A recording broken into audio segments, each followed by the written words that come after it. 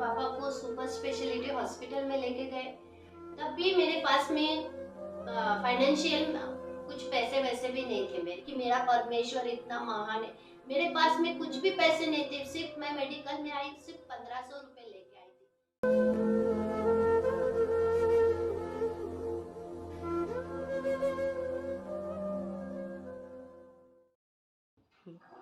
जय मसीह। मैं नागपुर महाराष्ट्र से शालिनी शर्मा बोल रही हूँ। प्रभु ने मुझे गवाही देने के लिए यहाँ उपस्थित किया है, इसीलिए मैं गवाही देना चाहती हूँ जो मेरे जीवन में एक बहुत आश्चर्य कर्म परमेश्वर ने किया। मैं 2 साल से परमेश्वर में हूँ और परमेश्वर में आने के बाद में मेरे जीवन इतना बदल गया कि मैं आपको बता नहीं सकती। इतने मेरे जीवन में चेंजेस आए हैं जो मैं आपको गवाही के द्वारा बताना चाहती हूँ। अभी 2.5 साल हुए मैं परमेश्वर में आई हूँ और मेरे हमारे इधर के मिस्टर बहुत दारू पीते थे और वो भी हमारे साथ में परमेश्वर में आए हैं, परमेश्वर में प्रार्थना में आते थे, प्रार्थना वार्थना भी करते थे और हमारा 32वां दिसंबर महीने में हो गया। और दिसंबर महीने में 32वां होने के बाद में 31 दिसंबर को हमने 32वां लिया और उसके दूसरे ही दिन उन्होंने दारू पी। दारू पीने के बाद में उनका उसी दिन उसी रात में इतना भयंकर एक्सीडेंट हो गया कि मैं बता नहीं सकती आपको। उनका एक्सीडेंट इस तरीके से हो गया कि सामने एक स्कूटी वाला आ रहा था और ये इधर से टर्निंग हो रहे थे, वो स्कूटी वाला और वो ऑटो वाला दोनों ही एकदम टक्कर हो गई और वो स्कूटी वाला उठ के यानी उधर बाहर में फेंका गया और इनको सिर में इतना मार लगा कि मैं बता नहीं सकती कि वहाँ इतना भयंकर तरीके से उनको मार लगा। वो वहाँ गिर गए और बहुत सारे लोगों ने उन्हें उठाया और दवाखाना लेके गए। दवाखाना ले जाने के बाद में जब मुझे फ़ोन आया कि ऐसी ऐसी बात है, आप आओ देखो, भैया का ऐसे ऐसे एक्सीडेंट हो गया। तो मैं परमेश्वर से बोली, परमेश्वर देखो इनकी गुनाह गलती की शिक्षा आपने इनको दी। और फिर बाद में मैं हॉस्पिटल में गई और देखी तो इनके पूरा सिर में मार लगा था और नाक में भी मार लगा था और यहाँ से पूरा इतना उनका फ्रैक्चर हो गया था, सिर के ऊपर वाले भाग में फ्रैक्चर हो गया था। और फ्रैक्चर होने के बाद में फिर वहाँ से उन्होंने टाके वाके लगा दिए, नाक में भी बहुत मार लग गया था, मुंह के साइड में उन्होंने साफ ऑफ कर दिए लता मंगेशकर वाले ने और घर में भेज दिए।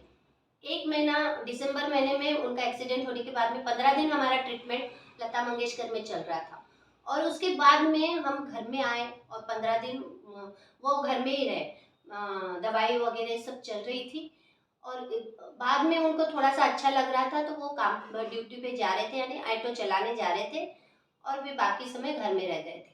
लेकिन वो जैसे ही घर में रहते थे और वो सोते थे तो उनके सिर में मार लगने के कारण ना जब वो सोते थे तो उनके सिर में ऐसे लगता था कि पानी भर गया है, क्योंकि वो लता मंगेशकर वाले ने हमें बराबर सही तरीके से बताया ही नहीं था कि इनका क्या प्रॉब्लम है। और उनका ये प्रॉब्लम हो गया था कि उनकी जो सिर में मार जो लगा था वो हड्डी पूरी चूरा हो गई थी अंदर साइड में, और वो चूरा होने के कारण जो नस थी, जो नाक में बहने वाली जो नलिका थी वो डैमेज हो गई थी और वो डैमेज होने के कारण उनके सिर में पानी भर जाता था। जब जब वो सोते थे तो उनको ऐसे लगता था कि मेरा सिर भारी है और मेरे सिर में पानी है, और जब उठ के बैठते थे तब इतना पानी उनके नाक में से बहता था, हद से ज्यादा कि कटोरा लेके बैठना पड़ता था उनको, उनका गमछा गीला हो जाता था और कटोरा लेके बैठना पड़ता था उनको। ऐसे 1 महीना हो गया, फरवरी महीने में हम घर में रहे। मुझे लगा उनका कोई कोरोना का प्रॉब्लम होगा, कुछ होगा, इसलिए मैंने उतना ध्यान में नहीं दिया। लेकिन जब ज़्यादा हो गया तब मैं मेडिकल में लेके गई उनको और उनको दिखाई और सब जो भी उनका एक्सीडेंट हो गया था, जहाँ हो गया था, जैसे हो गया था, हर चीज़ मैंने हॉस्पिटल में बताई सर को। वहाँ के डॉक्यूमेंट्स लता मंगेशकर के हर चीज़ मैंने सर को बताई और फिर बाद में उन्होंने ट्रीटमेंट चालू किया। मैं 1 महीना मिनिमम मेडिकल में थी। मेडिकल में रहने के बाद में मेरे पास में एक तो पैसे भी नहीं थे, कुछ भी नहीं थे और मेरे साथ में कोई भी नहीं था, मैं और सिर्फ मेरा आदमी। लेकिन उनकी ऐसी कंडीशन हो गई थी कि वो खुद को ही समझ नहीं आ रहा था उनको कि मैं कहाँ संडास कर रहा हूँ, कहाँ मैं बाथरूम कर रहा हूँ, कहाँ कर रहा हूँ।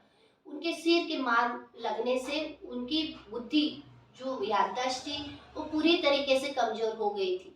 वो देखते थे ऐसे इधर उधर देखते थे। सभी को, डॉक्टरों को जब कोई बात उनसे पूछता था तो वो खुद ही नाम ही नहीं पता था उनको। इस तरीके से उनकी कंडीशन हो गई थी।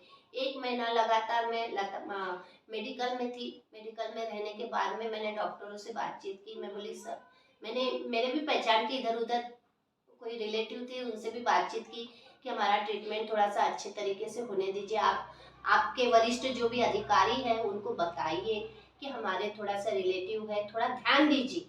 क्योंकि वहाँ जब तक कहीं किसी की पहचान नहीं होती वहाँ कोई काम नहीं होता। इसीलिए मैंने, मेरे मामा जी थे, मेरे जो काकू के भाई है जो कामठी में रहते थे, पहले एमडी थे मेडिकल में, अभी वो चंद्रपुर गए हैं। तो उनसे मैंने फ़ोन पे बातचीत की। मैं बोली सर आप बताइए इनको इनको ऐसा वैसा। तो उन्होंने फ़ोन लगाया और बात की और फिर हमारे पास आए। फिर से हमसे वही बात पूछने लगे ऐसा वैसा। फिर फिर मैंने उनको बताया ऐसे ऐसे कंडीशन है, ऐसे ऐसे परिस्थिति, हमारे पास में पैसे भी नहीं थे, कुछ भी नहीं थे। लेकिन तब भी परमेश्वर ने हमें कम से कम मेडिसिन में, कम से कम इसमें चलाया। क्योंकि तब भी मेरा विश्वास सिर्फ मेरे जीवित परमेश्वर पे था। क्योंकि मुझे संभालेगा तो सिर्फ मेरा खुदा बाप, जो मुझे मेरी रक्षा करेगा सिर्फ मेरा खुदा।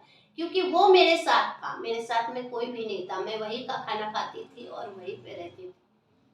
मेरी मम्मी भी आती थी, मेरी मम्मी ने भी मुझे पैसे के लिए बहुत सपोर्ट किया और मेरे सास ने भी। 1 महीना वही बीत गया जब बड़े डॉक्टर आया और बड़े डॉक्टर ने, जब वो उठ के बैठते थे उनको हमेशा मास्क लगा के रखने के लिए बोलते थे वो। तो मास्क लगाने से क्या होगा, वो बोलते थे कि इससे जो बाहर की हवा है वो इनके नाक में नहीं जाएंगी, और इनके नाक में नहीं जाएंगी तो वहाँ उनके सिर में पानी नहीं भरेगा, इसीलिए हमेशा इनको मास्क लगा के रखो, ऐसे बोलते थे। तो जब ज़्यादा 1 महीना हो गया, वो वहीं पे संडास करते थे, बाथरूम करते थे और जाते भी नहीं थे। और जाते थे तो कितने-कितने घंटे संडास में ही बैठे रहते थे, उठते भी नहीं थे। मैं बहुत तकलीफ में, यानी मन मेरा बहुत दुखी हो गया था। फिर एक दिन मैंने डॉक्टर से झगड़ा ही कर दिया। मैं बोली डॉक्टर आप बताइए, आज मैं बात करूंगी आप सुनेंगे। मैं बोली 1 महीना मैं आई, मेरा मिस्टर कैसे थे, आपसे बातचीत करते थे, हर चीज उनकी अच्छी थी, लेकिन 1 महीना हो गया आप उनको मेडिसिन दे रहे और वो मेडिसिन लेते ही सो जाते, वो मेडिसिन लेते ही उनकी याददाश्त कमजोर हो जाती, तो क्यों ऐसे हो रहा है।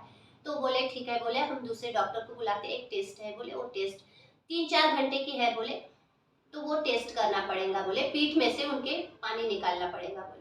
तो मैं बोली कीजिए, क्या लग रहा क्या नहीं लग रहा तो आप बताइए, मैं पैसे लगाने के लिए तैयार हूँ। तो बोले ठीक है, बोले इनके साथ में जो भी कोई है उनको भेज दीजिए। मैं बोले उनके साथ में सर कोई भी नहीं है मेरे सिवा, जो भी काम करना है आप मुझे बताइए। तो ठीक है बोले। ये भी काम में ना अड़ंगा आ रहा था। वो जो एक टेस्ट थी वो बहुत महंगी, महंगी तो नहीं थी, लेकिन उसके लिए पूरे अनेस्थेशिया लोग चाहिए थे, पूरे जितने भी अनेस्थेशिया 1 2 3, क्योंकि इस टेस्ट में उनको कुछ भी हो सकता था, ऐसे उनका कहना था। इसीलिए जब पेशेंट के ऑपरेशन वगैरह नीचे चलते थे तो कोई भी एनेस्थेशिया अवेलेबल नहीं रहता था। और जो जहाँ पे थे वहाँ पे मैं 2-3 बार गई थी और उनसे पूछा भी था, तो वो बोले मैडम हम ऐसे नहीं कर सकते, हम आ नहीं सकते, हमारे इधर कोई भी स्टाफ नहीं है। मैं बोले स्टाफ नहीं है तो आप मंगवाइए, जब आपने पेशेंट लिया है हमारा तो हमारे पेशेंट का ट्रीटमेंट कीजिए। जब आपने मुझे डेट दी है, मेरा आदमी सुबह से लेके अभी तक भूखा पैसा है और आप बोलते हैं 12 बजे के बाद में, अभी हमारे इधर कोई भी स्टाफ नहीं है तो कैसे। ऐसे रूटीन 3-4 दिन हो गया। मैंने सर को कहा, सर बोली बाहर से मंगवाइए, अनेस्थेशिया बाहर से मंगवाइए। फिर मेरे मामा जी ने उनको फ़ोन किया ऐसा वैसा। फिर उनकी वहाँ पे ले जाने के लिए उनको सुबह से लेके भूखा रखे, फिर वो अंदर गए और इतना जब उनके पीठ उनको उल्टा लिटाया गया और उनके नाक में से पानी बह रहा था और उनको जब सुई उनके पीठ में डालते थे तब वो इतना तिलमिलाते थे। मैं तो बाहर थी, लेकिन जो व्यक्ति उनके साथ में था वो देख नहीं पा रहा था। वो खुद दारू पी के वहां पे उनके साथ में 3 घंटा रुका, 3 घंटा। खुद इतना उनका भयंकर उस समय उनके उस रीढ़ की हड्डी में से वो पानी निकालने का वो टेस्ट था, ऐसे कुछ तो भी टेस्ट बोलते हैं उसे, वो टेस्ट था। वो टेस्ट होने के बाद में फिर उनको लेके आए घर में, फिर वो वो सो गए और फिर से उनको ऑक्सीजन वगैरह लगा के उनको लेटा दिए। फिर से वही ट्रीटमेंट, फिर वो पानी वगैरह इधर उधर टेस्टिंग में दिए। फिर 1 महीना 1.5 महीना वैसा ही हो गया। फिर हमें बोले वो लोग इसका ऑपरेशन करना पड़ेगा। बोले आप सुपर सुपर स्पेशलिस्ट हॉस्पिटल है टुकड़ोजी पुतरे के पास, वहाँ लेके जाओ बोले।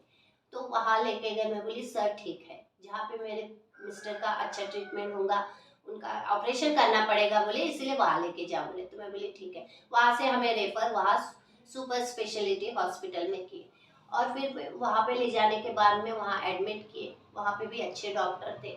फिर हमें गवर्नमेंट के तरफ से 20,000 रुपये सैंक्शन हो गया। सुपर स्पेशलिटी हॉस्पिटल में लेके गए। तब परमेश्वर ने मेरे जीवन में और भी आश्चर्य कर्म किए कि हॉस्पिटल में भी जो मैडम थी उनको भी मैं हर एक बात पूछती थी। मैडम बोलती थी कि कुछ नहीं होगा, सब ठीक होगा। मैं बोली हाँ मैडम, मुझे तो मेरे परमेश्वर पे विश्वास है।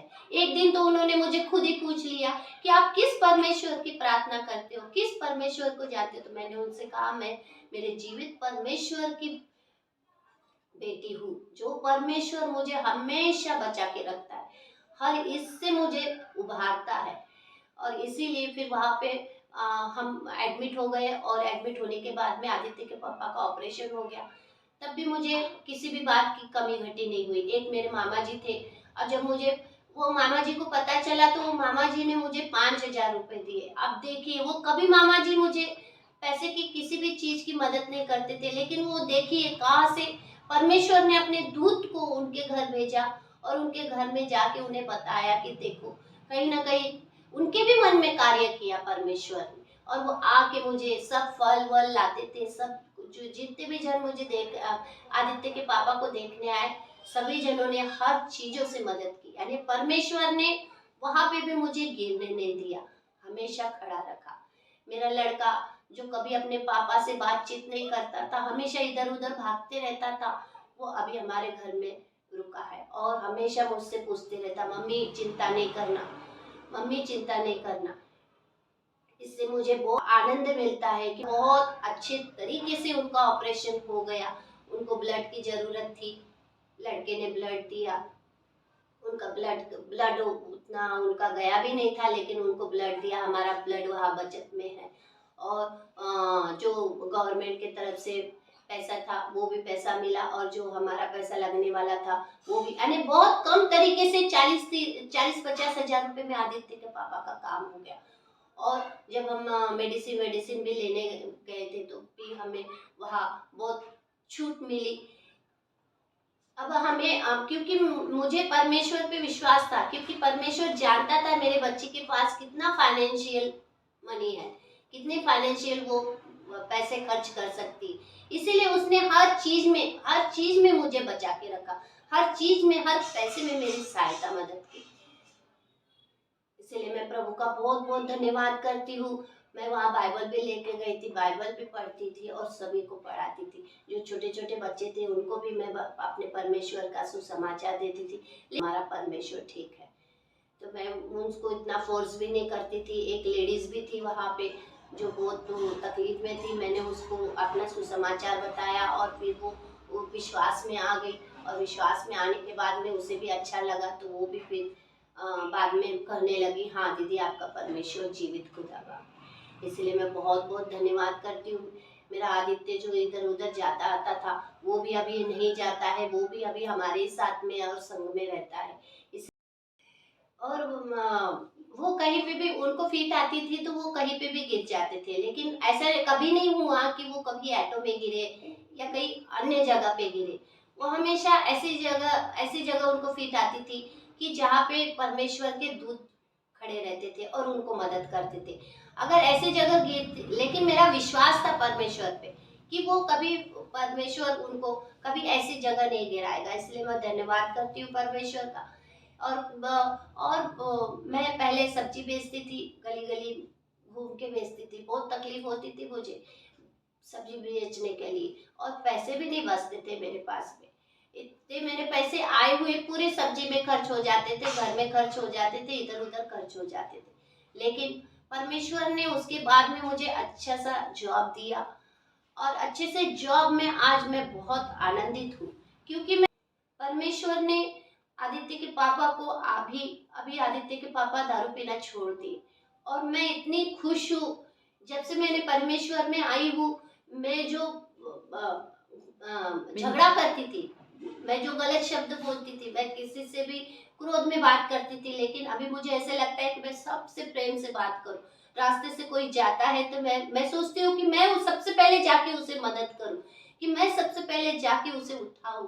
जो भी कोई दुखियारा मुझे देखता है, मुझे मेरे मन में बहुत दर्द होता है, तकलीफ होती है, कि मैं सोचती हूँ हे परमेश्वर, तू इसे जिस तरीके से तूने मुझे नीचे से ऊपर उठाया, उसी तरीके से इस व्यक्ति को भी नीचे से ऊपर उठा। ऐसे ऐसे अभी मेरे मन में भावना आती। अभी मुझे किसी से भी झगड़ा करने की, क्रोध करने की इच्छा नहीं होती।